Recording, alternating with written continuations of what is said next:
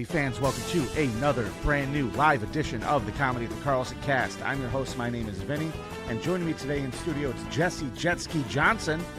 Today's episode and every episode is brought to you by Comedy the Carlson, the only place you're going to be able to see Jetski perform 3 shows this weekend. Your tickets are available now at carlsoncomedy.com. Don't forget, we're live this morning, so feel free to drop your comments or questions in the chat, and maybe we'll get to them. Now, let's start the show. Good morning, Carlson casters. My guest today is known as part of the Bad Friends podcast with Bobby Lee and Andrew Santina. She's also known for multiple appearances on Kill Tony. She's regularly selling out the Comedy Store, and right now she's touring across the country, and she's stopping by the Carlson this weekend. Welcome, Jetski Johnson. How are you? Good. Hi, guys. Am I presumptuous? Am I allowed to call you Jetski? Yeah, it's my nickname. People ask me like if I changed my pronouns or something. I think people are like nervous, but it's just like a nickname. Do you identify as a wave runner, or is that what... No, not more of a sea-doo. Okay. Yeah. Okay. Fair enough. Now, it's a fun nickname. Yeah. Like, you can't really give yourself a nickname, can you? Or can you? I don't think you're supposed to. But I like pretending like rappers rap about jet skis all the time. I like to pretend they're shouting me out. Okay. I'm a little delusional. Okay. But that's fun. Now, is that how you got the name? You picked it? No. I'm sorry. I'm just curious. No, all my nicknames have been given to me. I have quite a few. Okay. Jetski, Juicy, Juice, Ski Mask, Tiny Veins. I've got quite a few nicknames. Huh. Tiny Veins. That's weird. I Yeah. know that on Bad Friends, they started calling you Juicy, and you weren't a big fan of it. Yeah, I like Juice. Juice? Yeah, I think Juice is cool. Yeah. Mm-hmm. See, Juicy to me... And now OJ's dead, so it's like mine. I can you have it, you know? You're lucky he's dead. He will not handle a blonde lady taking his nickname. Yeah, no, he'd murder me. Yeah, allegedly. It's a good, Juicy is a great adjective. I don't feel like it's a great nickname. So Juice makes sense to me. Like, go by Juice. Juice is cool. You got Juice, stuff to talk about. Juicy's I don't know. Reminds me of Juicy Couture. There it is. Yeah. There it is. Which is fine. That's just not my style. Actually, all my merch is it's a playoff of Juicy Couture. It's Jetski Couture. That's why it's Jetski in Old English font. A lot of people don't pick up on it, but I got it. I haven't really been buying any Juicy Couture lately for me. Really? So, yeah. No, you'd rock it. Well, it doesn't fit well. It just doesn't fit well. I'm too hippie, I think. Yeah. Yeah. So, Jetski, welcome to Rochester. This is your second time through. I know you came through with Bad Friends, but this is your first time doing solo shows in Rochester. Yep. And we're glad to have you this weekend. You're going to be here for 3 shows. Yeah, I'm excited. Tonight. My friend Charles Engel's featuring, and we started in Arizona together doing stand-up. And so he lives in New York now, so he's going to come down and do these shows. And that's awesome. I'm looking forward to it. I believe Charles has performed here before. He's great. Oh, yeah, he's so good. And he has performed here before. So awesome. It'll be a good show. Let's talk about you for a little bit. You originally from Arizona. Mm-hmm. You live in LA now. Yep. And you started off going to school to play the trumpet? Yeah, I did sketch comedy in high school, but I started playing trumpet in elementary school. Right. And so I just had this trajectory to teach music and to go full into music. I'd soloed with an orchestra. I'd conducted. I taught band in summer school, and I got a full ride scholarship to Northern Arizona University on trumpet playing. Wow. And then dropped out immediately because of a drug problem. So that'll do it. Yeah, I hit a rock bottom, went back. I went to film school and then started doing sketch comedy again, and slowly started doing stand-up and just fell in love with stand-up. Interesting. So that's my story in a nutshell. Well, sketch, music, mm-hmm. little bit of improv, stand-up. Sketch, improv. No improv or just sketch? I never did improv like a show or a class, right. But obviously we improv a little bit. Any stand-up improvs. I mean, you don't have to be in a group to do it, but that's really interesting because I've always thought about, musicians and comedians being kind of similar but different. Oh yeah. Like when you start off doing sketch, you're part of a group, you're working with other people. When you're playing music, when you're with an orchestra, you're part of a group with people. And then when you get to the stage for that stand-up mm-hmm. show, it's very different because you're just out there by yourself. Yeah, it's the most vulnerable art form, I think. you know, because even if you are it's like when I'm on stage, it's a heightened version of myself for sure, but also it is just you. Like, you don't have a character to hide behind, you don't have a team to hide behind, like you're just yourself. So if they don't like it, it feels like they don't like you, and if they do like it, it feels like they like you. Whereas like if you're in a sketch that does well, it's like, oh, they like the sketch. Yeah, so it's vulnerable, but it's really rewarding to be able to put on like a whole show by yourself. Now, when you, I don't know if you're close with your parents or anything like that, but when you Yeah. had that conversation of like, hey, listen, I know I trained, you know, I got a full ride through school. I could play trumpet better than anybody you've ever met in your life. But, you know, I decided I want to go do like stand up. What was their reaction to that? Well, because I'd hit such a rock bottom with the drugs, my mom was really happy that I was doing anything productive.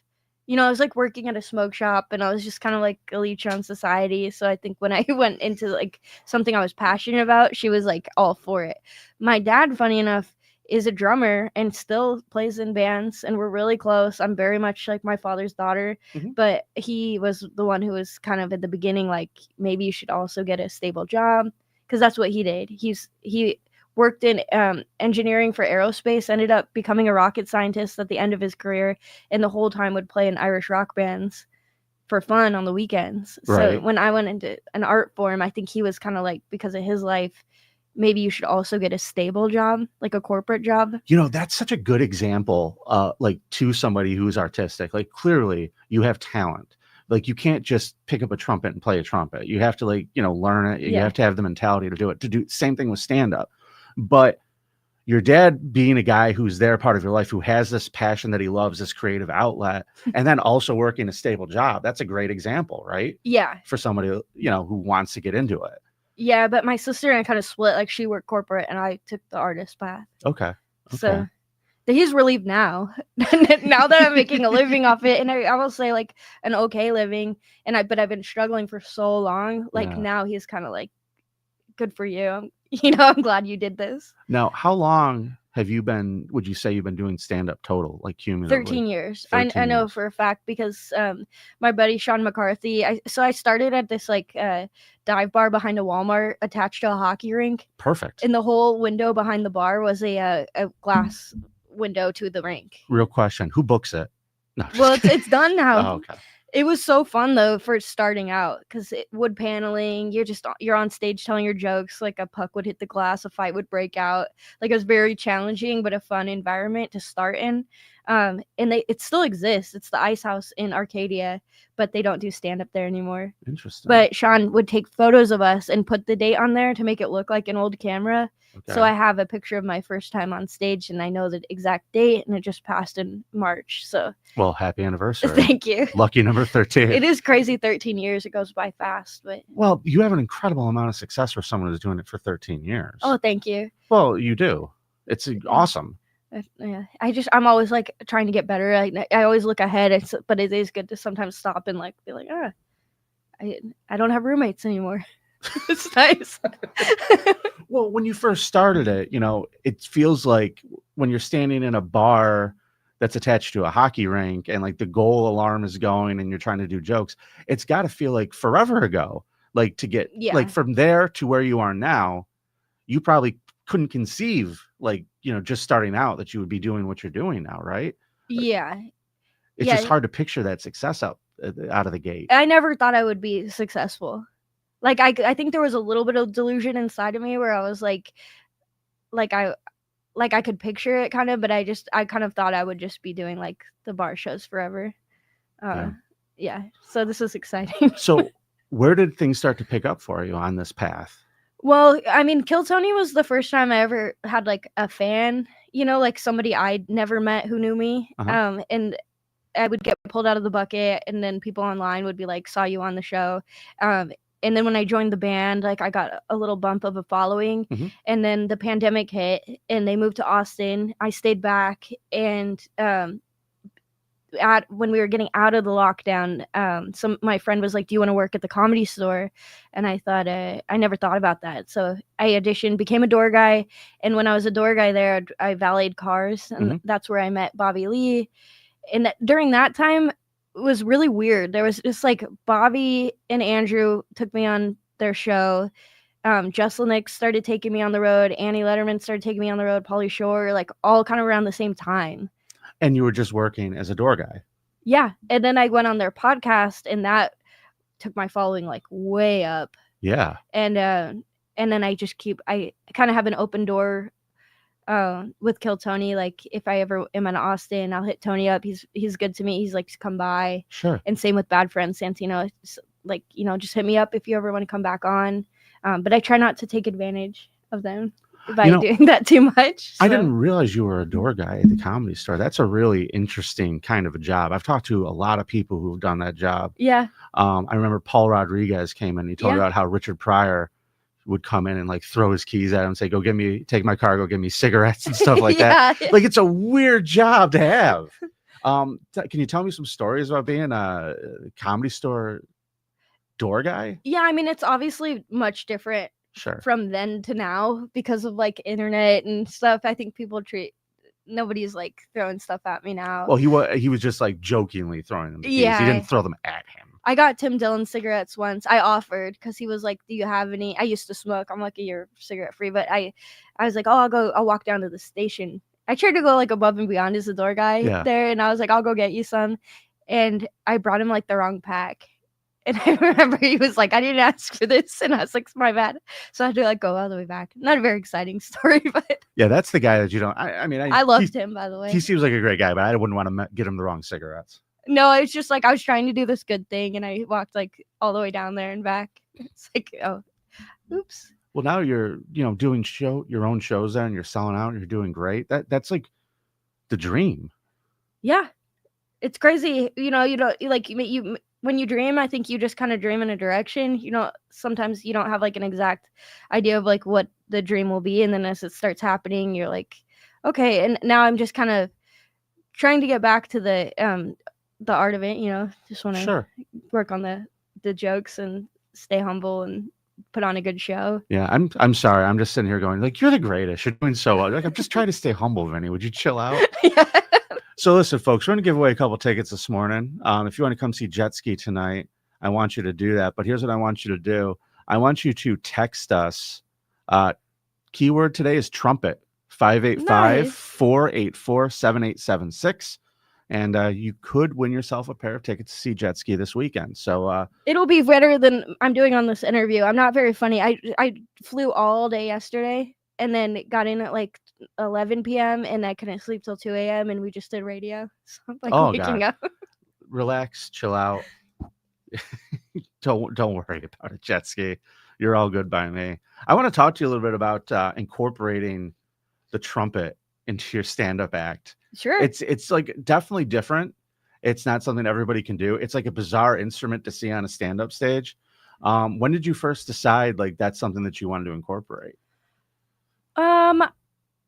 I think it had to have happened with Kill Tony because I joined their band. So that was the first time I was in the band was Comedians at that time, for anyone maybe newer watchers, but that was the first time I've incorporated music with comedy. And then it was pre-pandemic. I would do these late night at the Improv spots, and it would be like midnight I'd go up, and do like 10 minutes in the Hollywood Improv on the main stage, and there would be like 6 people left spread around the room. You know what I mean? Like they're not it's the last people left, and we're up there to kind of try to keep the drink sales going, basically. Sure. But that spot like meant the world to me because I wasn't up at the main room at that time, and so I would just like mess around, and I'd bring my trumpet up there because it felt kind of low stakes, and it would get people's attention. If there was like 6 people in a room and they're all kind of drunk and falling asleep and you go up with the trumpet, it's like, okay, well, let's look at this. Sure. But it is challenging to incorporate because you can't talk and play at the same time. So it's been kind of a creative process figuring it out, and fun. So it started off as like, hey, listen, I'm playing my trumpet during this for survival. I want these people to pay attention to me. I need to get attention. Yeah, you want to use all your skill sets, right? And I've been playing since I'm 10, and obviously I had such a trajectory to play music, and I love playing. It's like part of me, and so it was kind of like that. But I kind of had I was like, is this gimmicky? Is this hacky? Like to bring an instrument as like prop, but I just like doing it, and I think that's key with any art form is like if you enjoy it, do it. Like don't worry about like what people might think, because there's always going to be people who don't like it, and there's always going to be people who do like it. So you might as well just create what you want to see. It's weird because the label of hack, when someone brings like an instrument out, is always weird to me, because I think there's plenty of hacks that have guitars. Yeah. And then there's plenty of really talented people that have guitars. Yeah. I think it's all in what you do with it. I agree. There's hacks that don't have guitars. They're everywhere. Yeah, if you see a hack, buy them a guitar and tell them to do something else. That's my advice. Yeah. This is your second solo tour, right? This is your second solo tour. How was that for you, like going out on your own? It's really exciting because the first year was so overwhelming because I never traveled a ton as a kid. And so last year was like I became like a travel agent. I book all my flights. Like a lot of the clubs provide a hotel, but some of them don't. So now you're like booking all this stuff and checking in and traveling and flying. So that was like a learning curve. But this year I kind of like I've gotten used to it, and I feel good about it now. Like maybe a month out I'll book all my shows, and I found balance, so I can really just focus in on the art of it again. Instead of being so focused on the business side. Sometimes you kind of lose sight of like what you're doing. Like you're doing it to have fun, and it becomes a business, so you have to learn how to balance that. And a lot of people don't realize that stand-up is a job. It's very much a job, and you have to keep up on your bookings. You have to talk to people. You have to be in communication with managers. You have to be in communications with the clubs, and like you said, you have to figure out your travel arrangements. Where has been your favorite place that you've gone so far? And we'll leave Rochester out of that, I know, because I already know that's number one. Yeah. So like, where else have you been that you've really enjoyed? Well, again, like a lot of these places you're like in and out. So this is the first time I'm like getting to stay places. I started the tour in Jersey, New Brunswick at the Stress Factory, and that was interesting because it was when the fires hit LA. Yeah. So it was like I went from the fires to like a snowstorm. I felt like I kind of just deserted everybody. It's like, see, you guys deal with this. I got gigs. When it's done. Watch my dog. Yeah. So I don't know. It was like that was kind of intense, but yeah, I don't know.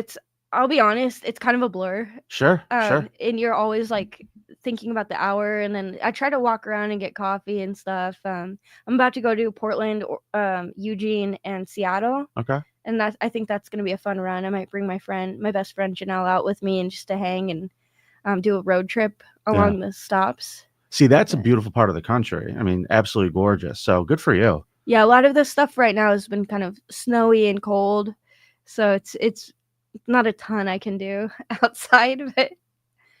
So 2 years in, you got to have some fun stuff that's happened, some memorable moments.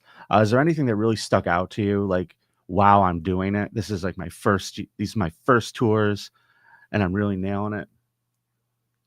Well, this is something I hear a lot of comics saying, and it happened to me.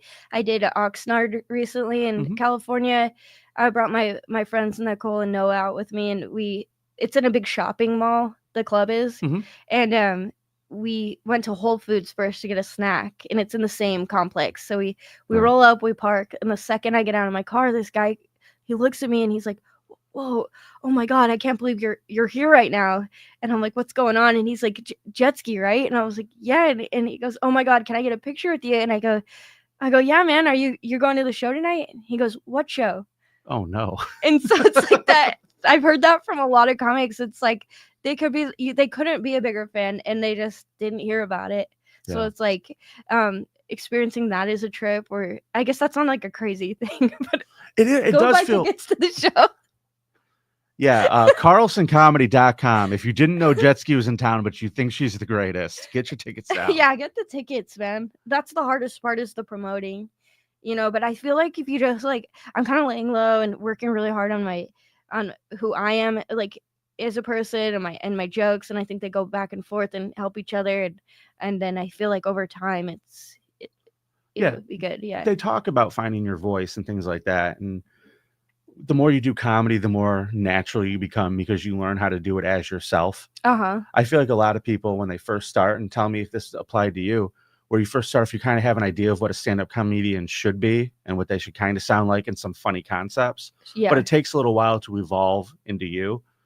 Right? Yeah. And I'm excited too. Like, I'm excited to do these shows. I know, like, the tickets, even if it's not sold out, like, there's people who bought tickets like a month ago. So I'm like, I know they're excited, so I'm excited to see them. And there's just been so many I did this show in Vegas a long time ago, and it was a local was like, there's an open mic over here, and we got there, it was this restaurant, and it literally just people eating. There's no show. And these guys outside were like, "Oh yeah, the show. You're here for the show?" And I'm like, "Yeah." And they go, "Yeah, we're about to set it up."